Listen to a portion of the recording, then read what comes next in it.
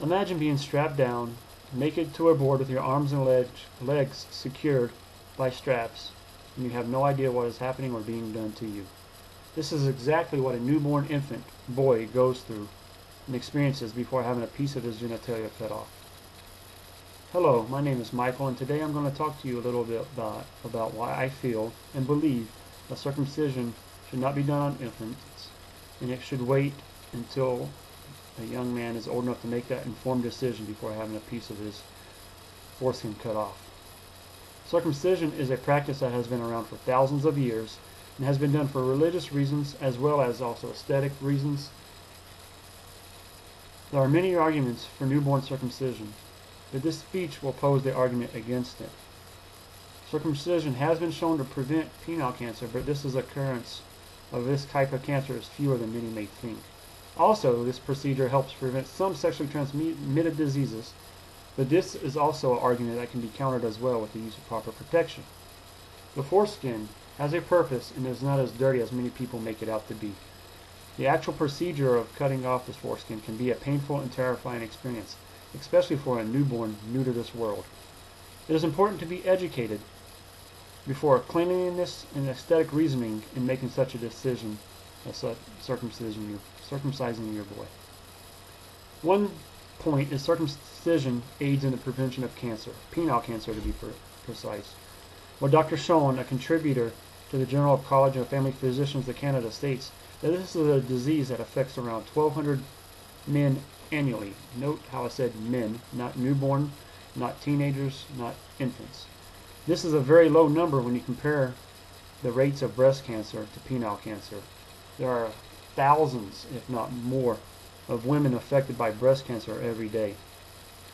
This affects men, not infants or teenagers. So why again are we doing a procedure that has no bearing on or effect on an infant at that stage of his life? Once again, this is a decision that can be made when the infant grows into a young man or a young adult. They say sexually transmitted diseases can be prevented. Well, this is a true statement. And some studies have shown HIV, which has been done the studies have been done in Africa, not many in the U.S., that being circumcised can prevent these diseases. Well, condoms prevent the transmission of STDs as well, and it requires no expensive or painful procedure. There's no need to cut a newborn when later in life STDs can be prevented through other measures such as using condoms, which is always recommended when you're not in a monogamous relationship. As you can see, circumcision can be avoided if proper precautions are used later in life, and also keeping it clean is easier than many people think. The foreskin has a purpose, and cleanliness is a simple procedure. First of all, Dr. Fleiss, a clinical professor, states that the foreskin serves several purposes. The first and most important purpose is the protection of the head of the penis. Just think about it. That's a very sensitive part of the penis, and when you circumcise and cut away that protection, what is it? It leaves it open to the elements and the rubbing and desensitization of the head of the penis against clothing and garments. Another purpose is the defense and keeping your head safe. The head safe. Keeping an intact penis is also clean and simple procedure. All it takes is a simple running of water or bath during a shower.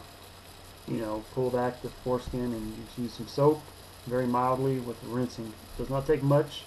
It's a lot better and safer than just going in and cutting an intact penis. There's no point to taking off foreskin just because it might get dirty. We keep proper hygiene. It is a very easy procedure. Dr. Fleiss also states an intact penis is self-cleansing, much like eyelids are.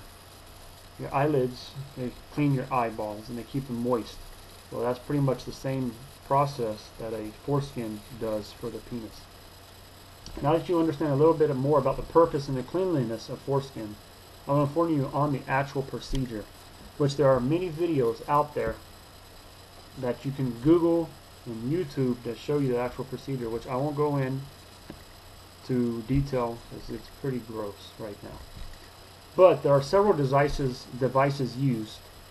And recently, anesthesia is usually applied, and most likely it's a topical.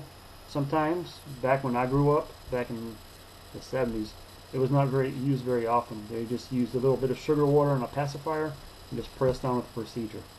Now, if that's not cruel, I don't know what is. According to American Pregnancy website, there are 3 main clamps or devices used when they perform circumcision. The first one is a Plastibell clamp. The second is a Gomco clamp and a Mogen clamp. All 3 of these require the use of a scalpel, which will separate the foreskin from the head of the penis. And these are very painful and can be very unbearable for a newborn boy. The Circumcision Resource Center also states that numerous studies have been done on pain, and even though they might not remember the pain, it is a very traumatizing experience for newborns. There have been studies where it shows an increase of 55 heartbeats per minute in the newborn. And even with anesthesia, the procedure can be very painful. Applying the anesthesia with a needle is not a very pleasant experience. So even though they might not remember the pain, having such a painful procedure done is not a very humane way to do it when it is something that can wait until they are at an age to make that informed decision. You know, circumcision is a very much debated topic, and it should not be taken lightly. There are many studies out there. Everybody should be informed before they make such a decision. Hopefully, all of you by now have an understanding of why I feel circumcision is a procedure that should not be performed on infants. This is a procedure that can wait until boys are old enough to make such a decision. The small number of penile cancer cases is so low compared to other diseases that it should not be brought into discussion. And condoms do a pretty good job of preventing STDs when used properly. There is a purpose to the foreskin, and keeping the genitalia clean is not as difficult as many think. Lastly, there are several ways this procedure is completed, and all of them are very painful and require the use of a scalpel. Also, just because a newborn does not remember or will not remember what happens does not lessen the trauma and the pain they endure. And I hope you all understand why I feel this way, and hope that you all have boys will wait until they are old enough to make a decision if they want to endure such a procedure. Thank you.